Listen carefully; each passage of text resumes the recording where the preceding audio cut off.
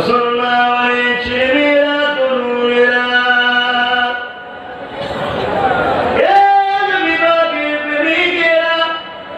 আল্লাহ নবীকে মহব্বত করো, ভালোবাসো, প্রিয় করো।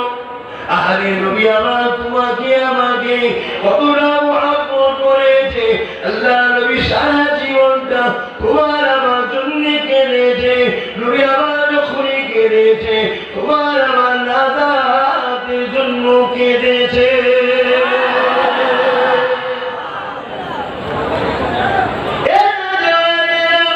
আল্লাহ নবী একদিন কাবা শরীফটা তওয়াফ করতেছিলেন। নবী আমার তওয়াফ করতে হঠাৎ করে দেখা যায় কাবা শরীফের সামনে নবী আমার সিজদা করে গেলেন। সিজদায় পড়ে গিয়ে নবী আমার চোখের পানি ফেলে কাঁদে। আমার আল্লাহ জিবরাইলকে পাঠালে, এ জিবরাইল জলদি করে যা, আমার হাবিবের কাছে গিয়ে সালাম দিয়ে জিজ্ঞাসা কর আমার হাবিব কেন কাঁদে। দুনিয়া জমিনে ছুঁয়ে আসলে আল্লাহ নবীকে সালাম দিয়ে সালাম দেওয়ার পরে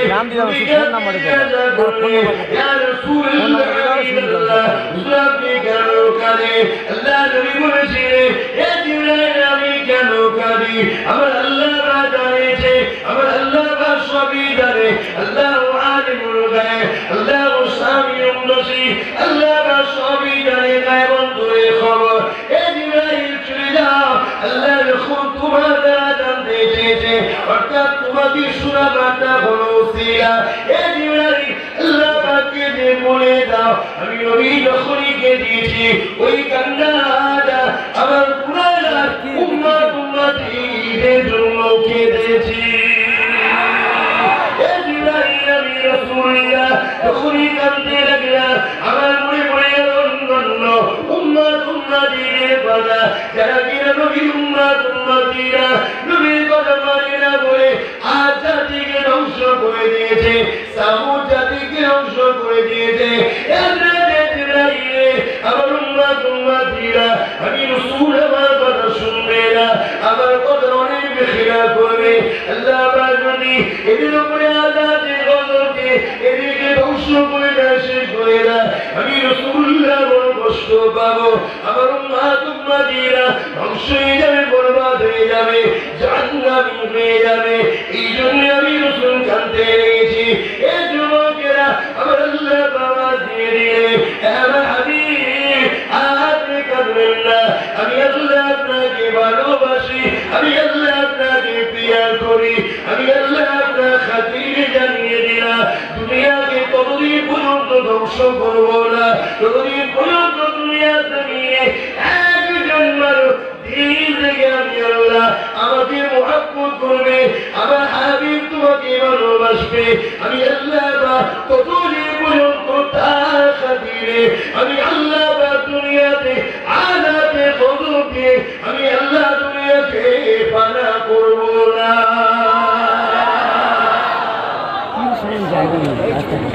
আজও যে দুনিয়া আল্লাহ দেখেছে ওলিয়া উলিয়াদের ওসিলায় কথা বলছেন না,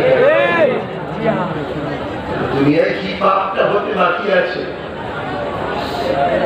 আমাদের নম্বর 1 দুশমন হলো মুনাফিক মুসলমান। কে? মুনাফিক মুসলমান আমাদের জন্য সবচেয়ে বড় ক্ষতিকারক। আল্লাহ নবীর জীবনীতে দেখা যায় আল্লাহ নবীর বিরুদ্ধেও মুনাফিক ছিল। মুনাফিকের দ্বারা ইসলামের কত ক্ষতি হয়েছে শোনো।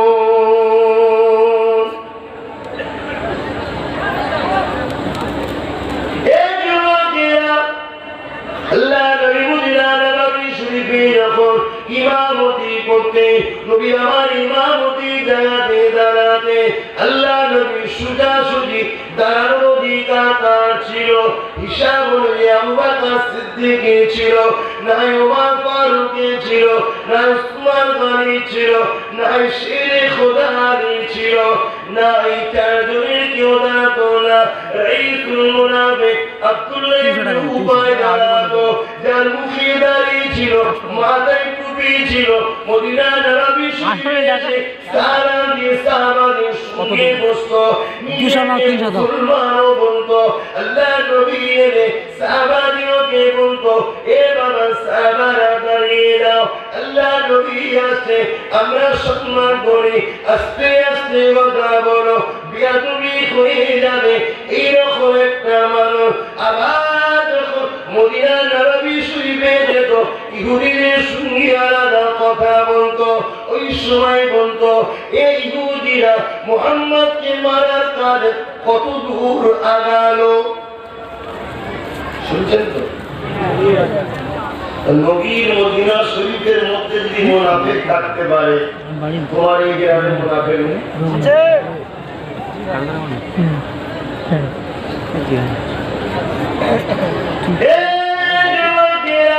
আলোচনাটা বোঝার চেষ্টা করো ফিরে আসো কোরআনের দিকে ফিরে আসো রাসূলের সুন্নাতের দিকে ফিরে আসো খানদানের কোরআনের দিকে পৃথিবীর কোন শক্তি নাই তোমাদেরকে মিটাতে পারবে ইতিপূর্বে অনেকবার চেষ্টা করেছে মিটাতে পারেনি কেন সত্যের দিকে আল্লাহ রয়েছে বদরের ময়দানে মাত্র 313 জন দাঁড়িয়েছিল 1000 ছিল যোদ্ধা মুসলমানদেরকে মিটাবার জন্য এসেছিল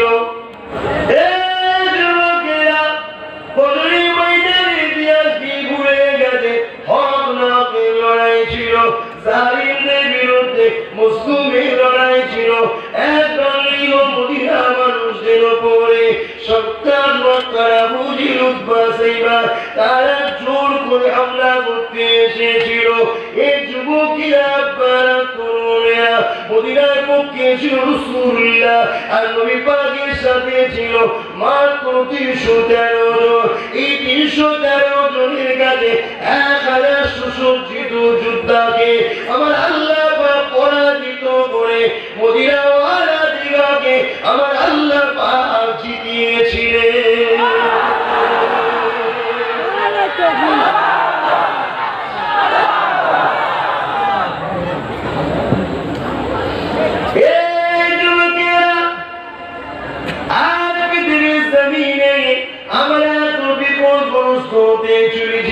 এত সংখ্যা দেখার পরে আজকে আমরা বিরুদ্ধি হতে চলেছি কেননা আমাদেরকে বড় প্ল্যান করে মুনাফিক বানানো হচ্ছে আমাদেরকে বড় প্ল্যান করে ইমানের পাওয়ারটাকে কমজোরি করে দেওয়া হচ্ছে এই যুবকেরা তরুণীরা তাই মনে রেখে দাও ফিরে আসো আল্লাহর দিকে ফিরে আসো রাসূলের দিকে ফিরে আসো খানদানের কুরাইশের দিকে আল্লাহ নবী জানিয়ে দিলে এ বিশ্বের মানুষেরা আমি রাসূল তোমাদের কাছে 3টে নিয়ে রেখে গেলাম এই 3টেকে মজবুত করে যারা ধরবে আমি নবী বলে যাই দুনিয়া আখিরাতে তাদের কোনো চিন্তা থাকবে না প্রথম নম্বর হলো কিতাবুল্লাহ আল্লাহ পাকের কিতাব দ্বিতীয় নম্বর হলো সুন্নাতে রাসূলি আমি নবী আমার সুন্নাত 3 নম্বর হলো আহলে বাইতি আমি নবী আমার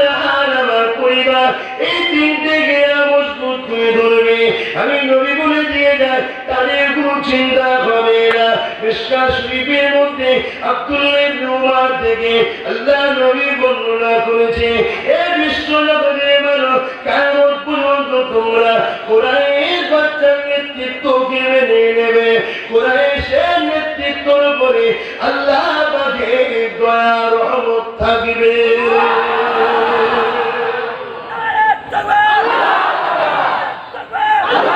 আপনারা শুধু তো আমাদেরকে ভালোবাসেন জলসার জন্য কেউ আছেন না কোনো কারণের মধ্যে ভালোবাসেন আর কোনো ব্যাপারে আমাদের কথা শোনেন এই জন্য তো আজকে বিপদগ্রস্ত আপনারা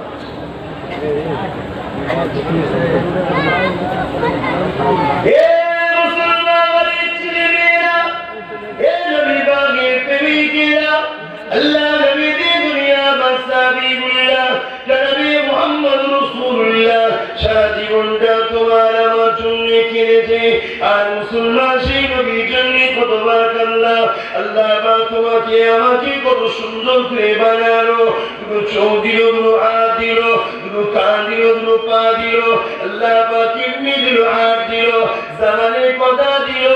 এ মুসলমান বুকে হাত দিয়ে বলতো দেখি এই দুটো হাত কে দিয়েছে?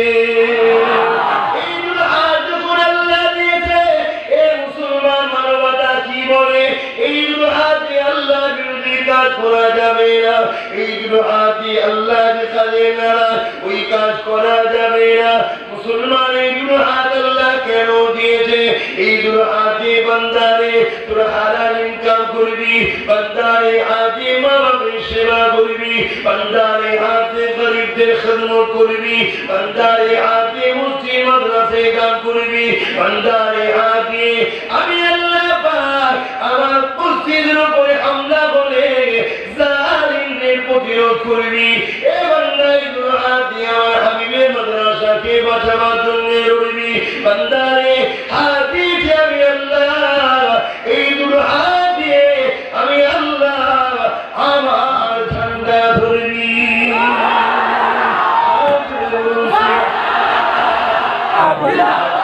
করি কি বুঝছেন তো নাকি? আজকে করি আমরা এই দুটো হাত দিয়ে মা বাবার সেবা করি, গরিবকে দান করি, মসজিদ মাদ্রাসা বাঁচাই। এই দুটো হাত যদি আমরা আল্লাহর বিরুদ্ধে খরচ করি, আল্লাহ ছেড়ে দেবে? হ্যাঁ, আজকে হাত দিল আল্লাহ, আর যারা আল্লাহর দুশমন তাদের ঝান্ডা ধরে ঘুরে বেড়াচ্ছে।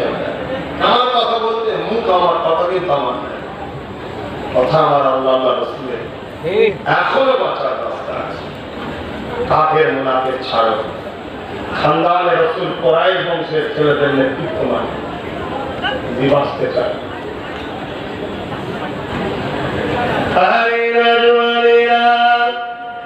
দুনিয়া জমিনে কেউ যদি এক মুড়বাদ দেয়, দুনিয়া জমিনে কেউ যদি বিপদে একটু পাশে দাঁড়ায়, তাকে কত মহব্বত করতে লেগে যাও, তাকে কত পিয়ার করতে লাগো, তাকে খুশি করার জন্য কত চেষ্টা করো।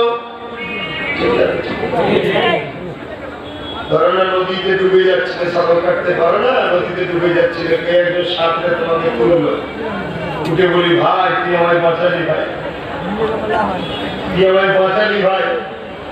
1 মাস পরে যদি দেখা হয় তোমার এলাকায় লোকটা ঘুরছে, তাকে তুমি নিয়ে এসে ঘরে একটু খাইয়ে খুশি করার চেষ্টা করবে? কেন আমার বিপদে কাজে লেগেছিল। হ্যাঁ, কিন্তু বাঁচিয়েছে ও নয়, বাঁচিয়েছে আল্লাহ, ওকে ওসিলা আল্লাহ করেছে। আর যে আল্লাহ আমাদেরকে দৈনিক কত কোটিবার, কত লক্ষবার বাঁচাচ্ছে, কোটিবার বাঁচাচ্ছে, কে দিচ্ছে? সেই আল্লাহকে কখনো জিজ্ঞেস করেছো আল্লাহ তুমি কিসে খুশি বলো, তুমি আমাকে এত বাঁচাচ্ছ? একবার তো ঢুকে রয়ে গেলেও মরে যাবে, বেরিয়ে দিন না ঢোকে তাও মরে যাবে। এই ঢোকাবার পরে যে করছে সেই আল্লাহকে কখনো জিজ্ঞেস করেছো আল্লাহ ও আমার সৃষ্টিকর্তা তুমি কিসে রাজি? কখনো জিজ্ঞেস করেছো? তোমায় কি করলে খুশি হবে বলো?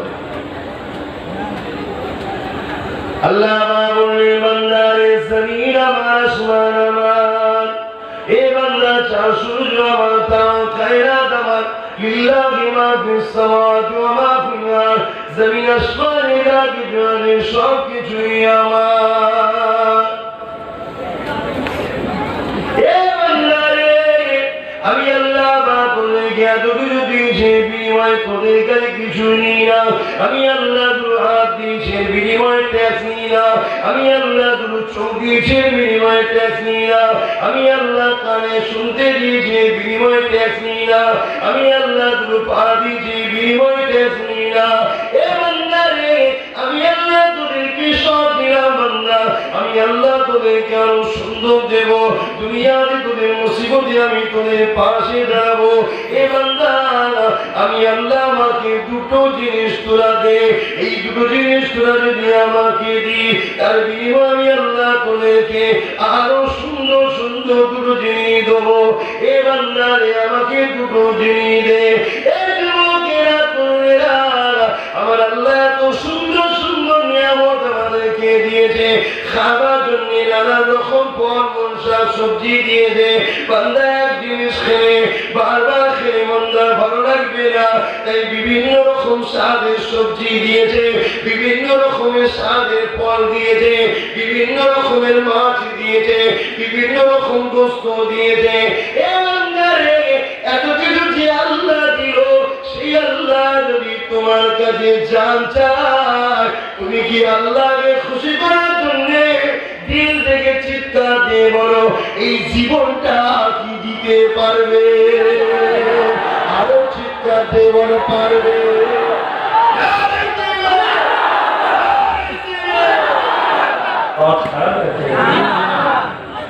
ভালোবাসি, বুঝাচ্ছি। আব্বাস সিদ্দিকী কোথা করে কাঁধে করলে জান্নাত ঢুকিয়ে দেবে না। যে রাস্তা দেখাচ্ছি, রাস্তায় যা ইনশাআল্লাহ জান্নাত পাবে, এটা হচ্ছে কাজ আমাদের। আরে নবী পাকের উম্মত উম্মতিরা, আল্লাহ বাবা নবী পাককে মডেল করে বানিয়েছে। লাকাদ কানা লাকুম ফি রাসূলিল্লাহি উসওয়াতুন হাসানাহ।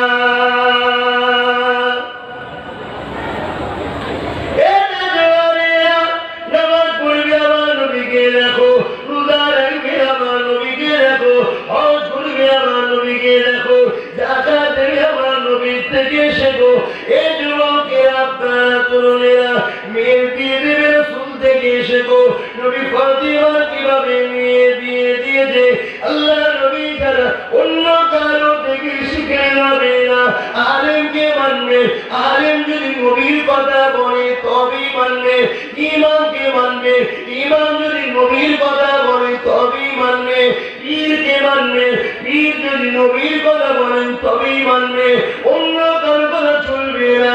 আল্লাহ নবীর কথা মেনে নিতে হবে।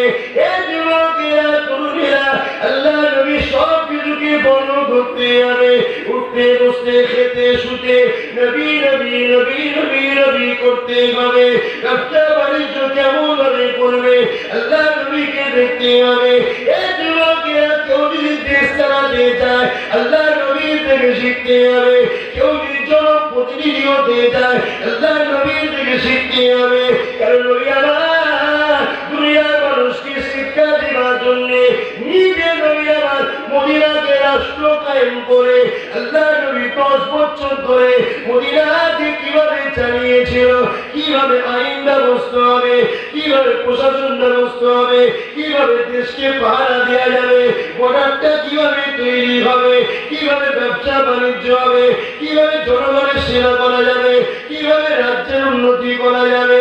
আল্লাহ নবী 10 বছর ধরে মদিনার রাষ্ট্রনায়ক হয়ে নবী আমার এত সুন্দর করে মদিনাকে পরিচালনা করেছিল। পৃথিবীর জমিনে আল্লাহর কসম দিয়ে বলে যায়, মদিনার মতো সুন্দর নিয়ম কানুন, আইন ব্যবস্থা, নিরাপত্তা, সর্বদিক দিয়ে মদিনার মতো এত সুন্দর সমাজ ব্যবস্থা আজকের দিনে তো পৃথিবীর তৃতীয় কোনো জায়গায় না। মদিনার হলো পৃথিবীর সব থেকে সুন্দর শান্তির শহর।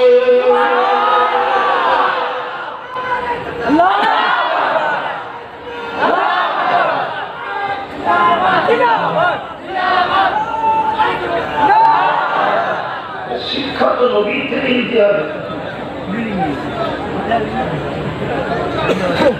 আরে বাবেরা, নজওয়ান তরুণেরা,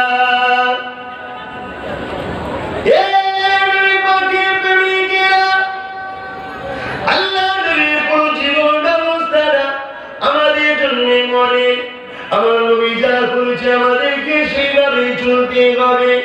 আল্লাহ নবী দিন দুনিয়া বাসাবিউল্লাহ দুনিয়া 63 বছর জীবনেতে আল্লাহ নবীর জীবন আদর্শ এত সুন্দর ছিল। আমার নবীর পাখের আখলাক চরিত্র দেখে দলে দলে দলে দলে গায়ে ছেলেমেয়েরা রাবুদের উদ্বাসাইবা চক্রান্তে পড়ে আল্লাহকে ভুলে গিয়ে এমন করে মিথ্যা ধর্মের উপাসনা করতেছিল। আল্লাহ নবীর সুন্দর ব্যবহার দেখে দলে দলে দলে তারা ইমানের কালেমা পড়ে আমার নবী পাকের কাতারে চলে এসেছিল। এই যুবকেরা, আপনারা তরুণেরা, আমার নবী পাকের আখলাক চরিত্র কেমন ছিল শুনে আল্লাহ নবী হাবিবুল্লাহ জনাবে মুহাম্মদ রাসূলুল্লাহ নবী আমার একদিন রাস্তা দিয়ে যেতে লেগেছে, এমন সময় দেখতে পায় ওই রাস্তাতে একটা বুড়ি বসে আছে, ধুলোবালি জায়গাতে গায়ে ধুলোবালি লেগে রয়েছে, পথচারী মানুষেরা যেতে লেগেছে, ওই বুড়িটা দিকে কেউ তাকিয়ে দেখছে না। আল্লাহ নবী ওই বুড়িটা দিয়ে এগিয়ে গেল, নবী আবার গিয়ে বুড়িটাকে বলতে লাগলো মা, নবী আবার কাকে মা বলেছে? এ মুসলমান তোমরা কি জানো যে বুড়িটারা এক আল্লাহকে মানে না, যার গলাতে 3টে ঠাকুরের মূর্তি ছিল, লাত উজ্জা খবর। আল্লাহ নবী এইরকম একটা বুড়িকে মা বলে ডাক দিয়ে বললেন মা এই ধুলোবালি যুক্ত জায়গায় এখানে কেন বসে আছেন মা? ওই বুড়িটা বলেছিল বাবা প্রয়োজনের জন্য রাস্তায় বেরিয়েছি না, এমন করে কমজোর শুয়ে দাঁড়াতে পারিনি, তাই বসে পড়েছি বাবা। আল্লাহ নবী বলতে লাগলেন মা এই কমজোর শুয়ে দাঁড়া কেন বেরিয়েছে? আপনার কি ছেলে পুড়ে নাই? আল্লাহ নবীর কথাটা শুনে পুড়ে অবাক হয়ে আমার নবীকে দেখে, আল্লাহ নবীকে জিজ্ঞাসা করে কে রে বাবা, কোথায় তোর বাড়ি বাবা? কখনো তোকে দেখিনি বাবা, এত সুন্দর তোকে দেখতে বাবা, কার ছেলে রে বাবা? তোর মা যে দুনিয়া জড়িয়ে সব থেকে ভাগ্যবতী নারী সে।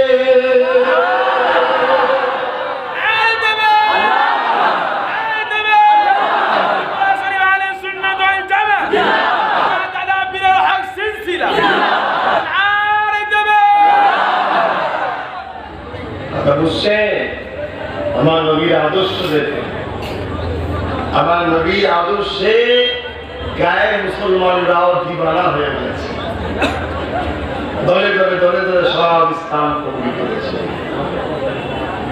আর আজকে আমাদের আদর্শ কেন? আমরা নিজেরা নিজেদের ভাইকে পর্যন্ত মারছি, নিজেরা নিজেদের মধ্যে মারপিট করছি, খুনোখুনি করছি। অথচ রাসূল বললে একটা মুসলমান যদি একটা মুসলমানকে ঘৃণার চোখে দেখে সে কখনো জান্নাতের খুশবু পাবে না, যাওয়া তো দূরের কথা।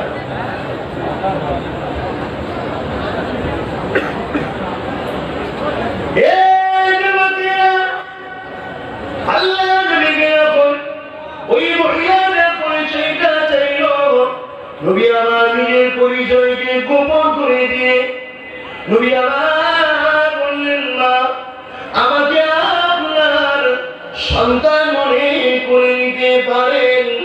আল্লাহ নবীর আদর্শ ভরা ময়া ভরা মমতা ভরা কথা শুনে ওই মহিলাটা কেঁদে ফেলল। আল্লাহ নবী বললেন মা আপনার কি কোন সন্তান নেই মা? ওই মহিলাটা বলেছিল বাবা তুই কি জানিস না বাবা ছেলেরা মাকে ভালোবাসে না, আমার 4টে সন্তান আছে, তোর বাড়ি কোথায় পরিচয় তো দিচ্ছিস না বাবা। আল্লাহ নবী বললেন মা আপনি কি আমাকে সন্তান মনে করে নেবেন? যদি আমাকে সন্তান মনে করে নেন মা আপনি আমার সঙ্গে আমার ঘরে চলে। এ যুবকেরা আল্লাহ নবী বুড়ি দিয়ে ঘরে নিয়ে গেল। আল্লাহ নবী স্ত্রীকে বলল বুড়িকে গোসল করিয়ে দিয়ে নতুন কাপড় পরিয়ে দিয়ে খাইয়ে দাও। আম্মা জান তাই করলে, খাইয়ে দিয়ে বিছানায় শুতে দিল। বিছানায় শোয়া করে বিড়বিড় করে বকতে লাগলো। আম্মা জান শুনতে লাগলেন কি বলছে। বুড়ি জবান দিয়ে বেরোতে লেগেছে মুহাম্মদ ধ্বংস হয়ে যায়, মুহাম্মাদের মুখ পুড়ে যায়, মুহাম্মাদের বংশ হয়ে যায়। আম্মা জান আর সহ্য করতে পারলেন না। আম্মা জান আল্লাহ নবীর কাছে চলে এলেন। আল্লাহ নবীকে বলতে লাগলেন ইয়া রাসূলুল্লাহ নবিয়াল্লাহ আপনি কাকে ঘরে এনেছে? আল্লাহ নবী বললেন কেন গো কি হয়েছে? আমার প্রিয় স্ত্রী হুজুর আপনার স্ত্রীর খেদমত নিয়েছে, আপনার স্ত্রী হাতে খানা খেয়েছে, আপনার স্ত্রী নতুন কাপড় পরেছে, আপনার ঘরেতে আরাম করতেছে, আপনি সাথে করে যে বুড়িকে নিয়ে এলেন ওই বুড়িটা আপনাকে গালি বন্ধ করছে। আরে কত সুন্দর আমাদের নবী। আল্লাহ নবী বলেছিলেন মা এ আমার স্ত্রী রে, ও আমি মুহাম্মদকে গালি দেই না, ও গালি দেয় সেই মুহাম্মদ মুহাম্মদকে আবু জেহেল যার সম্বন্ধে ভুল বুঝিয়েছে, উতবা যার সম্বন্ধে ভুল বুঝিয়েছে, সাইবা যার সম্বন্ধে ভুল বুঝিয়েছে, ও তোমার মুহাম্মদকে গালি দেয় না। যে মুহাম্মদ তোমার স্বামী তাকে গালি দেয় না, ও যাকে ভুল বুঝিয়েছে তাকে গালি দেয়। আমার প্রিয় স্ত্রী রে, ও যদি জানে রাস্তা থেকে যে বাচ্চারা তুলে নিয়ে এসে ওই না হলো মুহাম্মদ, আমার প্রিয় স্ত্রী রে, ও আমাকে গালি দেবে না। আমি মুহাম্মদ বলে দিই, ও আমাকে নবী বলে ঈমান নিয়ে আসবে।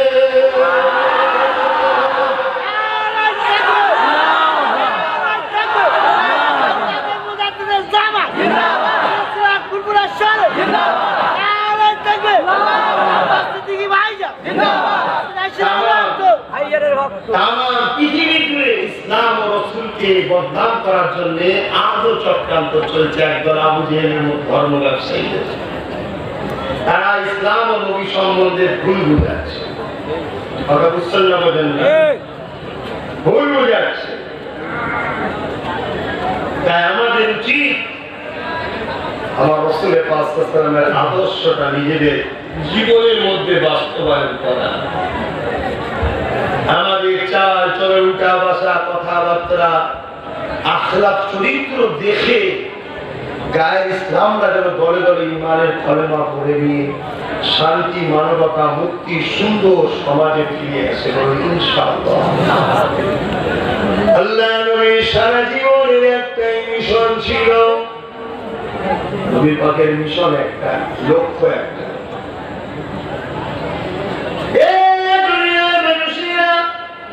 আল্লাহ নবী পাককে পাঠিয়েছেন বারোই রবিউল আউয়ালে সন্ধ্যা সূর্যোদয়ের সময়তে 570 খ্রিস্টাব্দে বারোই রবিউল আউয়ালে আল্লাহ নবী পাককে কি জন্য পাঠিয়েছিল? এর হাজার বছর আগের ইতিহাসটা শোনো। ঈসা নবী চলে যাওয়ার পরে মানুষ এক আল্লাহ ভুলে গিয়ে, ইসলাম ভুলে গিয়ে মানুষ মানুষের দাসত্ব শুরু করে দিল। নিজেদের হাতে 360টা পাথরের নকল খোদা তৈরি করে ফেলল। আবু জেহেল, উতবা, সাইবা ধর্মগুরু সেজে মানুষকে এক আল্লাহ থেকে সরিয়ে দিয়ে নিজেরা লক্ষ ধর্মের দোকানকে খুলে ফেলল।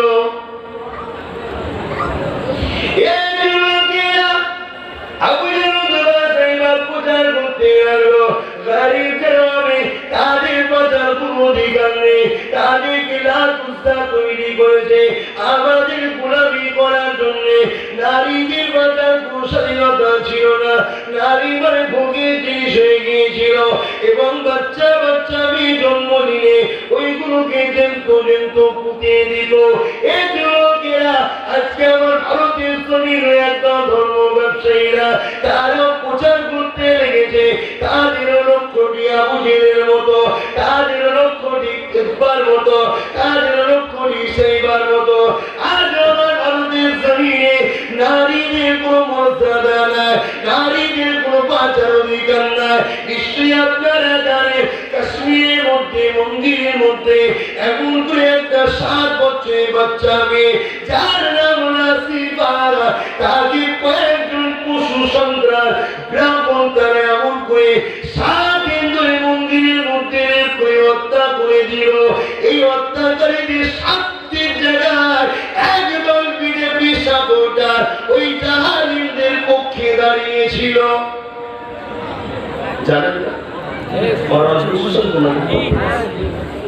1500 বছর আগে থেকে এরকম অন্ধকারে ছিল, মানুষ ইসলাম ভুলে গিয়ে, এক আল্লাহ ভুলে গিয়ে মানুষের তৈরি করা নকল ধর্ম মেনে এইভাবে হিংস্র পশু হয়ে গেছে।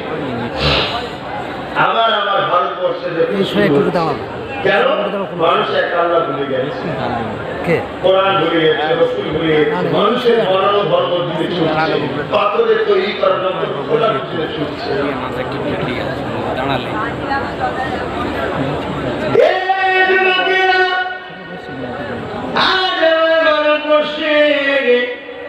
শুধু কাশ্মীর নয়, ইউপিতে পূজা বলে একটা মেয়ে বিজেপি হেঁটে এমএলএ করলো। দুনিয়ার মানুষ পূজাকে হিন্দু দেখছে, কিন্তু আমি পূজাকে দেখছি আমার আল্লাহর সৃষ্টি। দুনিয়ার মানুষ পূজাকে হিন্দু দেখছে, আমি দেখছি পূজা আমার একজন গুণ। বাপ আদম থেকে পৃথিবী শুরু, মা হাওয়া থেকে সমস্ত মানুষের সূচনা এক বাপ আর এক মা থেকে। দুনিয়ার মানুষ দেখছে এক, আমি দেখছি আর এক।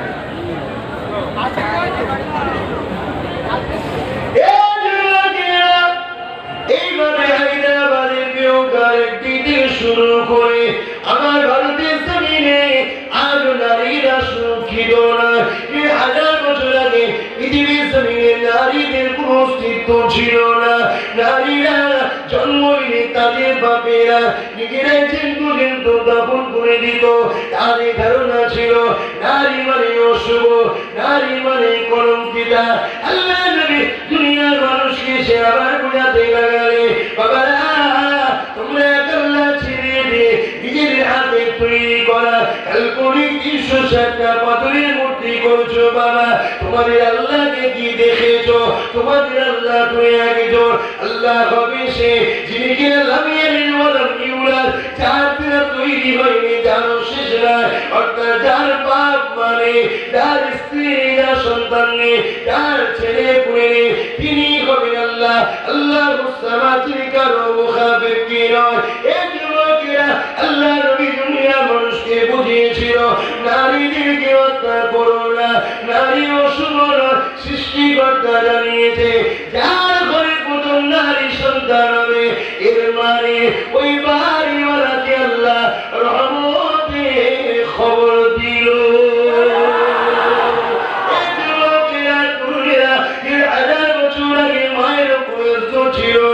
ছেলেরা মাকে পর্যন্ত মেরে দিত। আজ আমার ভারতবর্ষের জমিনে আল্লাহকে মানে না, মুহাম্মদ রাসূলকে মানে না, তাদের বাড়ির মায়েরা আজকে সুরক্ষিত নয়। বেশিরভাগ মায়েরা তারা আজকে বৃদ্ধাশ্রমে চলে যাচ্ছে, বেশিরভাগ বাপেরা বৃদ্ধাশ্রমে চলে যাচ্ছে। আল্লাহকে মানে, নবী মুহাম্মদ রাসূলকে মানে, তারা মা বাপকে ভালোবাসতে হবে। কারণ দয়াল নবী জানিয়ে দিয়েছে বলরাদিয়াহু ওয়ালিদাহু ওয়ান্নবিয়াহু ওয়ালিদাহু ওয়ালানাহু রাদি বাবা জান রাদি, আমার আল্লাহ তার উপরে রাজি।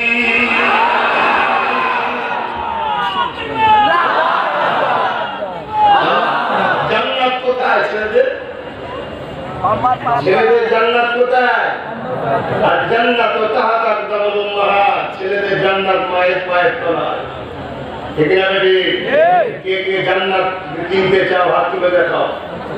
কে কে জান্নাত কিনতে চাও হাত তুলে দেখাও। আলহামদুলিল্লাহ। আপনারা তোমাদের সাথে আমিও কিনতে চাই। বলো জান্নাত কিনতে চাও? জান্নাত কোথায়?